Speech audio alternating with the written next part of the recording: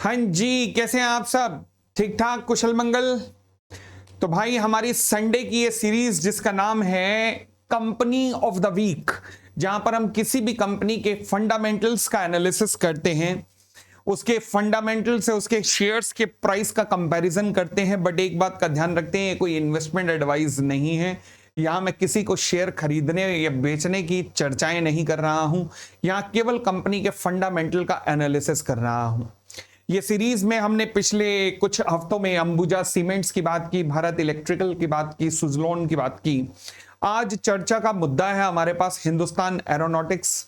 Hindustan aeronautics जो recently चर्चा का काफी विषय रहा है, क्योंकि रिसेंटली आप जानते हैं यूएस में विजिट हुआ था मोदी साहब का, और उसके पीछे जो सबसे बड़ा ऑब्जेक्ट था वो था जनरल इलेक्ट्रिकल से एक एग्रीमेंट साइन करना। मैं पूरा रहस्य बताता हूं कि क्या क्या हुआ था, बट फिलहाल आज हम हिंदुस्तान एरोनॉटिक्स का एनालिसिस करने वाले हैं। अच्छा, आप में से कई स्टूडेंट ने पिछली वीडियोस में, मैंने आपसे जब सजेशन मांगी थी कि क्या क्या और चाहते हो, तो कईयों ने मुझे एक कमेंट लिख के दिया कि सर हम टेक्निकल चार्ट भी पढ़ना चाहते हैं। मतलब हमें टेक्निकल चार्ट कंपनी के नहीं पढ़ना आता, तो हम टेक्निकल चार्ट्स पढ़ना सीखना चाहते हैं, किसी भी कंपनी के मतलब कैंडल स्टिक्स जो होती हैं वो पढ़ना सीखना चाहते हैं। आप कईयों को कैंडल स्टिक्स नहीं पता होंगी कि क्या होती है। मैं कैंडल स्टिक्स दिखा देता हूं कि फिलहाल एक बार कि कैसे होती हैं।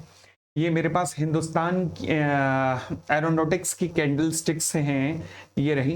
ये देख रहे हैं आप, ये किसी भी कंपनी की कैंडल स्टिक्स होती हैं, जिससे कि अगर आप इनको पढ़ना जानते हैं तो फिर आप उस कंपनी का टेक्निकल एनालिसिस करने में बड़ी मदद मिलती है।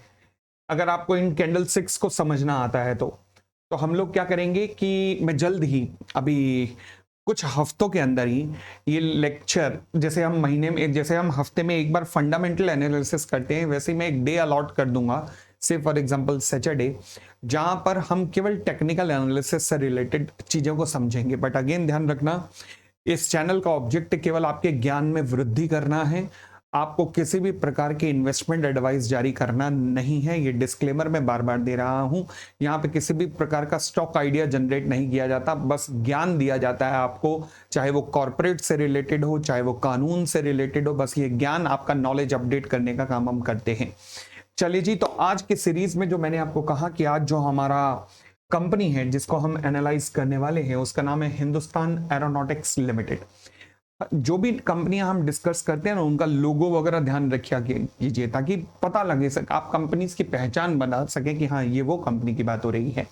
फिलहाल पीएसयू है, भारत का पीएसयू है Hindustan aeronautics, largest defence PSU है।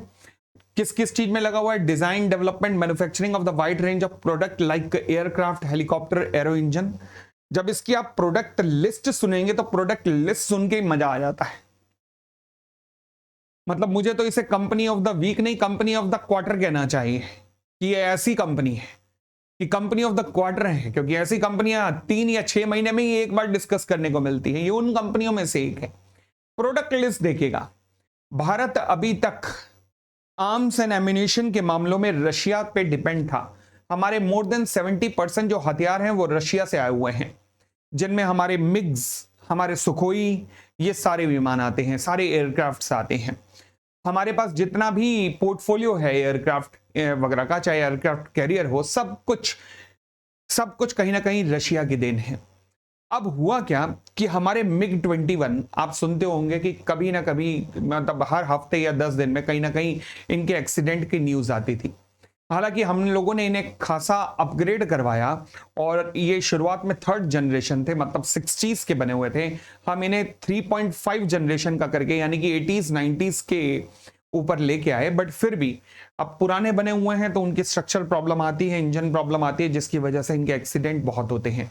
इस समस्या का समाधान खोजने के लिए भारत ने अपना एलसीए, लाइट कॉम्बैट एयरक्राफ्ट, इसका जन्म दिया और इसे तेजस नाम दिया गया।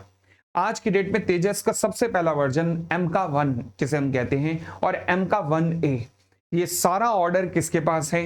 ये सारा ऑर्डर है हमारी इस कंपनी हिंदुस्तान एरोनॉटिक्स के पास।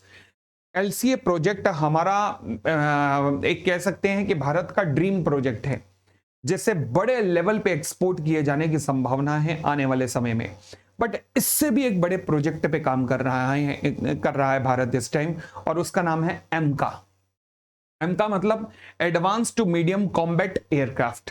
अब जो एलसीए और एमका में फर्क क्या है, एलसीए लाइट कॉम्बैट एयरक्राफ्ट है, मतलब ये हल्का लड़ाकू विमान है, बट एमका बड़े लेवल का लड़ाकू विमान है जिसमें एक साथ 2 पायलट्स बैठ पाएंगे और जिसमें मल्टी इंजन वाला एयरक्राफ्ट लगा होगा। और सबसे बड़ी इसकी खूबी ये है कि ये स्टेल्थ फाइटर है। स्टेल्थ फाइटर का मतलब किसी दुश्मन के पास कोई ऐसा रडार नहीं है जिस रडार से हमारे एमका को पकड़ा जा सके। तो यानी कि आज के जो एयरक्राफ्ट बन रहे हैं वो बन रहे हैं 5th जनरेशन।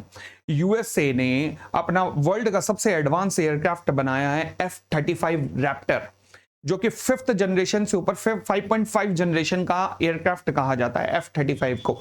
अब रिसेंटली यूएसए ने ये इंडिया को भी डील ऑफर की थी, बट इंडिया ने डिक्लाइन कर दी, ये कह के कि हम अपना खुद का बना रहे हैं। तो हम जो खुद का बना रहे हैं वो एमका है। अब हुआ क्या, एमका काफी एडवांस स्टेज में चला गया, इसका डिजाइन रेडी हो गया, प्रोडक्ट लाइन रेडी हो गई, बट सबसे बड़ी प्रॉब्लम आई इसका इंजन बनाने में। हालांकि भारत कावेरी इंजन पे काम कर रहा था, कावेरी जेट इंजन पे, मगर वो उसमें सक्सेस नहीं मिल रही थी। इनफैक्ट हमने फ्रांस की मदद ली, यूएस की मदद के लिए हमने हाथ बढ़ाया, बट यूएस ने कभी हमें मदद इस मामले में दी नहीं, क्योंकि ये जो हमारी कावेरी इंजन बन रहा है इसमें एक ही कंपनी मदद कर सकती है हमारी, वो है जीई नाम की कंपनी, जनरल इलेक्ट्रिकल नाम की। अब मैं आया वापस अपनी कहानी पर। रिसेंटली जब यूएसए में विजिट हुआ है मोदी साहब का, तो वहां पर जीई ने एग्री किया है कि हम भारत का जेट इंजन बनाने में पूरी मदद करेंगे। और यूएस ने ये ऑफर केवल एक ही कंट्री को आज तक इतिहास में दिया है और वो भारत है। तो अब जीई के साथ मिलकर हिंदुस्तान एरोनॉटिक्स लिमिटेड एमका का इंजन तैयार करेगा और हमारे पास खुद का 5.5 जनरेशन के नियर अबाउट एयरक्राफ्ट आने वाले कुछ एक सालों में 7 से 8 साल के अंदर अपना बन सकता है। ध्यान रखना सर, इतनी लेट, और ये स्कूटर नहीं बनानी भाई, ना ही लंबरेटा बनानी है, ना मोटरसाइकिल, ये एयरक्राफ्ट है। और इस एयरक्राफ्ट की लाइफ जो है वो अगले 30 या 40 साल तक होगी, ठीक है ना। अभी तो हम 60 इन द ईयर 1960s में बने हुए मिग चला रहे हैं, गेटिंग इट, जैगुआर चला रहे हैं, तो फिर हमारा खुद का एमका आने दो, तो उसके बाद अगले 40 साल भारत सिक्योर है पूरी तरह से चाइना से और पाकिस्तान से। फिलहाल ये जनरल इलेक्ट्रिकल की जो डील हुई है बहुत बूस्ट लाएगी कंपनी की इस प्रोडक्ट लाइन के अंदर। इसके अलावा अगर मैं बात करूं, लो जी, हाँ जी, ऑर्डर बुक्स, कंपनी की ऑर्डर बुक की बात करूं तो बस पूछो मत कंपनी की ऑर्डर बुक क्या है। अरे माय गॉड, ऑर्डर बुक है मोर देन 82,000 करोड़। बाप रे, 82,000 करोड़ की ऑर्डर बुक्स। और सबसे प्यारी चीज मुझे लगती है इन्वेस्टर्स के लिए कि retail float is around 5% only. Retail float का मतलब क्या होता है, अराउंड 70% किसके पास है, सेंट्रल गवर्नमेंट के पास, 23% या 25% के करीब किसके पास है, एचएनआईज के पास, जिसमें म्यूचुअल फंड आते हैं, फॉरेन इन्वेस्टर्स आते हैं, डोमेस्टिक इंस्टीट्यूशनल इन्वेस्टर्स आते हैं, और 5% केवल रिटेल इन्वेस्टर्स के पास, मतलब हम जैसे लोगों के पास है, केवल 5%। अच्छा, मेरी होल्डिंग नहीं है, मैं पहले बता दूं, डिस्क्लेमर दे दूं, मेरी कोई होल्डिंग नहीं है, ना मैं किसी को होल्डिंग की इन्वेस्टमेंट यहां दे रहा हूं, बट 5% केवल रिटेल इन्वेस्टर्स इससे जुड़े हुए हैं। इसका मतलब है कि मार्केट में सप्लाई है ही नहीं, सप्लाई नहीं है तो आप भी जानते हैं कि डिमांड अच्छी रहने वाली है, ठीक है ना। तो ये बहुत अच्छी बात है इन्वेस्टर्स के लिए। और कंटिन्यू ऑर्डर इनफ्लो हो रहे हैं सुखोई, और सुखोई 30 हो गया, या मिग 29, जो भारत के मेजर जो 80% एयरक्राफ्ट है वो आज के डेट में सुखोई या मिग 29 है, उनका इंजन बनाने का काम भी इसी कंपनी को दिया है। अब सबसे बड़ी बात है कि कंपनी अब एक्सपोर्ट ऑर्डर एक्सपेक्ट कर रही है। अभी तक भारत केवल इंपोर्ट करता था, और फाइटर जेट हम एक्सपोर्ट करें ऐसा तो हमने कभी सोचा ही नहीं था, बट कंपनी अपने तेजस, एलसीए तेजस को अब एक्सपोर्ट करने की बात एडवांस लेवल पे चल रही है 2 कंट्रीज के साथ, जिसमें अर्जेंटीना एंड फिलीपींस खासी मशहूर, मतलब काफी एडवांस लेवल पे है, और ये डील एग्जीक्यूट हो सकती है। हालांकि चाइना और पाकिस्तान ने इन डील को रोकने की काफी कोशिश की, और उन्होंने एक अपना JF-10 नाम का एयरक्राफ्ट चिपकाने की कोशिश की थी, बट उन्हें अकल आ गई वर्ल्ड को, जिनमें अर्जेंटीना या फिलीपींस हैं, कि भैया ये चाइना का जो प्रोडक्ट है रशिया की एज इट इज कॉपी है, और पाकिस्तान का तो है ही नहीं, पाकिस्तान का केवल ट्रेडिंग राइट है, सेलिंग राइट है बस उसका। मगर फिर भी वो कहता है हमारा एयरक्राफ्ट है, नालायक रहेंगे। खैर फिलहाल वापस आते हैं। तो फिलहाल अगर मैं कहूं कि we are expecting a huge order from the Philippines और Argentina in the near future about this product line और एलसीए तेजस, तो जल्द ही एक्सपेक्ट कर रहे हैं हम, तो एक्सपोर्ट भी बड़े लेवल पे शुरू हो जाएगा। इस कंपनी की जितनी भी गाथा गाथा चलूं तो मतलब कम है, उतनी ही कम है। मैं थोड़ा सा फाइनेंशियल एंगल्स पे भी लाना चाहूंगा। फंडामेंटल आपने देख लिए, पीएसयू है गवर्नमेंट की और बहुत अच्छा मैनेजमेंट चल रहा है आज के डेट में कंपनी का। फिलहाल मैं थोड़ा सा फाइनेंशियल एंगल पे अब आपको लाना चाहूंगा। फाइनेंशियल एंगल में आइएगा, फाइनेंशियल देखिए, मजा आ जाता है फाइनेंशियल देख के कंपनी के। बाय गॉड, क्वार्टरली फाइनेंशियल है ये, देख रहे हो, इनकम में ग्रोथ धड़ाधड़ धड़ाधड़ एक्स। आगे जिस लेवल के इनके पास ऑर्डर्स इन हैंड हैं, ये डाउनग्रेड नहीं होने वाली, ये नीचे की तरफ ग्राफ नहीं आएगा, ये लगातार ऊपर ही आएगा, लगातार ऊपर ही आने की संभावना। और सबसे प्यारी चीज आपको दिखाता हूं, वो है कंपनी का ईबीटा मार्जिन और पैट मार्जिन। देखिएगा ईबीटा मार्जिन कितना है, 22%। By God, net profit margin 21%। ओहो, अच्छा, कमाल होगी बात ये तो देखो कितने सॉलिड मार्जिन्स पे कंपनी आज के डेट में ऑपरेट कर रही है। मैं थोड़ा सा रेशोस भी दिखाता हूं इसकी, रेशोस देख लीजिएगा। रिटर्न ऑन इक्विटी 24%, बहुत हायर साइड पे है। रिटर्न ऑन एसेट्स, अच्छा आप देखिएगा, P ratio 15 times, price to book value ratio 3 times, बहुत बढ़िया। अच्छा पी रेशो, मैंने भारत इलेक्ट्रिकल का भी करवाते हुए आपको सिखाया था पी रेशो। मैंने कहा हमेशा पी रेशो को ना इंडस्ट्री से कंपेयर किया करो, तब पता लगता है कि पी रेशो हाई साइड पे है या लोअर साइड पे, कहां पे है। तो इसकी पी रेशो कितनी है, अराउंड 15 टाइम्स। चलिए इसके पीयर से कंपेयर करके देखते हैं, इसके पीयर से कंपेयर करते हैं, किससे करें हम पीयर से कंपेयर, किस करें, बीएल से करें। चलो भारत इलेक्ट्रिकल लिमिटेड जिसकी चर्चा हमने पिछले हफ्ते की थी, जरा उससे करके देखते हैं कंपेयर। आइएगा, इसकी रेशो कितनी है, 30 टाइम, 30 टाइम, और हिंदुस्तान एरोनॉटिक्स की 15 टाइम्स। तो यानी कि स्कोप है, बहुत ज्यादा स्कोप है, शेयर के बढ़ने का स्कोप जबरदस्त स्कोप है।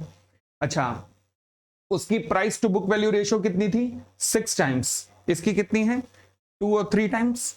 तो स्ट्रॉन्ग स्कोप है, मैं कहूंगा बहुत ही जबरदस्त स्कोप है, बहुत ही जबरदस्त स्कोप है आगे बढ़ने का, डेफिनेटली, बिल्कुल। तो ये डिफेंस सेक्टर की सबसे बड़ी कंपनी है। अगर मैं इकोनॉमिक टाइम्स का स्कोर बताऊं इस पे, तो 10 में से 9 इन्होंने दिए हैं इसके लिए। एंड बट अगेन इस स्कोर पे हम बहुत ज्यादा जोर नहीं देंगे। शेयर होल्डिंग की बात करूं तो मैंने कहा, जैसे फ्लोट आपको बताया 70% के करीब सरकार के पास है, फिर एचएनआईज इंक्लूडिंग म्यूचुअल फंड होल्ड करते हैं, और पब्लिक के पास नियर अबाउट 5% का ही फ्लोट बचता है। तो यानी कि डिमांड हमेशा रहेगी सप्लाई लेवल पे, कभी ज्यादा सप्लाई नहीं आने वाली, ज्यादा सप्लाई नहीं आने वाली। कौन कौन से म्यूचुअल फंड्स इसके अंदर इन्वेस्टमेंट करते हैं, मैं कह सकता हूं एचडीएफसी ने अच्छी खासी इन्वेस्टमेंट की हुई है, और एचडीएफसी काफी कंजर्वेटिव म्यूचुअल फंड है, तो मतलब चुनी हुई कंपनियों में सिलेक्ट करते हैं, और टॉप 5 में हमेशा एचडीएफसी के कुछ ना कुछ म्यूचुअल फंड रहते हैं। तो वो अगर इसमें इन्वेस्टमेंट कर रहे हैं तो मतलब अच्छी इन्वेस्टमेंट ही होनी चाहिए। ओवरऑल कंपनी को वैसे भी देख के हम पता लगा रहे हैं कि कंपनी एक बेहतरीन कंपनी है। अब मेरे को जो, अब मैं आपको सैटरडे के सैटरडे सिखाऊंगा, वो सिखाऊंगा इन कैंडल्स को पढ़ना, कि इन कैंडल्स को किस तरीके से रीड किया जाता है, ये मैं आर्ट आपको सिखाऊंगा, ताकि फिर हम अपने टेक्निकल कॉलम के लिए एक दिन सैटरडे का रखेंगे, जहां केवल टेक्निकल एनालिसिस सिखाया जाएगा, कैंडल्स को पढ़ना सिखाया जाएगा किसी भी कंपनी का, और फिर उसी कंपनी के बारे में हम लोग अगले संडे को, मतलब अगले दिन, फंडामेंटल का एनालिसिस करेंगे, ठीक है ना। तो सैटरडे को टेक्निकल एनालिसिस और संडे को फंडामेंटल एनालिसिस, ये आगे आने वाले 1 या 2 हफ्ते के अंदर ही शुरू कर दूंगा। थोड़ा सैटरडे का शेड्यूल मैनेज करने का मुझे टाइम दे दो, ठीक। तो ये था हमारा आज का डिस्कशन, हमारी एक बेहतरीन कंपनी हिंदुस्तान एरोनॉटिक्स के बारे में। One of my favourite company है ये, बट अगेन मेरी फेवरेट होने से कुछ नहीं होता, मेरी कोई इन्वेस्टमेंट इसमें नहीं है, मेरी फेवरेट का मतलब ये नहीं है। शेयर प्राइस पिछले 6 महीनों में 2500 रुपए से लेकर 3200 या 3600 शायद पहुंच चुका है, बहुत ज्यादा बढ़ चुका है। वन ऑफ माय फेवरेट का मतलब है कि कंपनी जो डिफेंस इक्विपमेंट बनाती है वो इतने बेहतरीन किस्म के हैं, बेहतरीन किस्म के हैं, तो इसलिए मेरी फेवरेट कंपनी है। बाकी ये कोई इन्वेस्टमेंट एडवाइस बिल्कुल भी नहीं लेना है इसे, आप केवल अपने ज्ञान में वृद्धि समझिएगा कि आपको एक कंपनी के बारे में थोड़ा ज्ञान हुआ है कि वो कंपनी क्या करती है और कैसे उसके फाइनेंशियल्स है। ठीक हो गई इतनी बात। तो ओवरऑल देखा जाए तो बेहतरीन कंपनियां अभी तक हमने जितनी भी कंपनियां डिस्कस की हैं, चाहे आप ऑर्डर बुक ले लो, चाहे आप रेशोज ले लो, चाहे आप प्रॉफिट मार्जिन ले लो, चाहे आप रिटेल फ्लोट ले लो, मार्केट में कितना है, इन सब के एंगल से एक बेहतरीन आपके सामने कंपनी एक मौजूद है आने वाले समय की ग्रोथ को देखते हुए। और अगर मैं इंडस्ट्री देखूं तो इंडस्ट्री ने तो अभी शुरुआत की है, अभी तो अपने पैरों पे खड़ी हुई है इंडस्ट्री, यानी कि अब तो इंडस्ट्री को अच्छे दिन तो अभी देखने हैं, क्योंकि ये वो इंडस्ट्री थी जिसका 90% केवल इंपोर्ट होता था। 10% छोटे मोटे इक्विपमेंट, बंदूकें हम बनाते थे, हमने एयरक्राफ्ट बनाने के तो कभी सपने भी नहीं देखे ही होंगे, but all thanks to this government के 2014 के बाद हम पहली बार मेक इन इंडिया का कॉन्सेप्ट ला पाए, और आज 100 चीजों को छोड़कर बाकी सबका हम इंडिजीनियस प्रोडक्शन कर रहे हैं। तो बहुत बेहतरीन चीजें, बहुत बेहतरीन ये ग्रोथ स्टोरी होने वाली है मेक इन इंडिया की, और खासकर इस कंपनी की। And hope for the best कि ये कंपनी और आगे बढ़े, ऐसी हमारी शुभकामनाएं हैं। एंड मैं उम्मीद करता हूं कि आपको ये एनालिसिस पसंद आया होगा, बट फिर भी अगर आप कोई भी और भी एक्सपेक्टेशन आपकी है इस फंडामेंटल एनालिसिस में, तो डू लेट मी नो। और कंपनी की ग्रोथ स्टोरी में अगेन सबसे बड़ा फैक्टर जो है वो ये जो इंजन बना है जीई के साथ जो बनने वाला है, वो बहुत बड़ी ग्रोथ स्टोरी कंपनी की लिखने वाला है। ठीक है जी, thank you, thanks a lot, bye bye. और एक और रिक्वेस्ट कि अगर आपने चैनल को लाइक नहीं किया तो लाइक कर देना, और अपने दोस्तों के साथ भी जो सीए, सीएस, सीएमए कर रहे हैं उनके साथ शेयर कर देना, ताकि उन्हें भी इन चीजों का पता लग सके कि इस चैनल पे कौन सी ज्ञानवर्धक बातें चलती हैं। Bye bye, take care. हम मिलेंगे मंडे को कॉर्पोरेट न्यूज के साथ, जहां पर कॉर्पोरेट के डिफरेंट इवेंट से आपको अपडेट कराया जाएगा कि क्या क्या घटनाएं कॉर्पोरेट लेवल पे हो रही हैं। तो कल ही मिलेंगे। Thank you, bye bye, take care, खुश रहिए।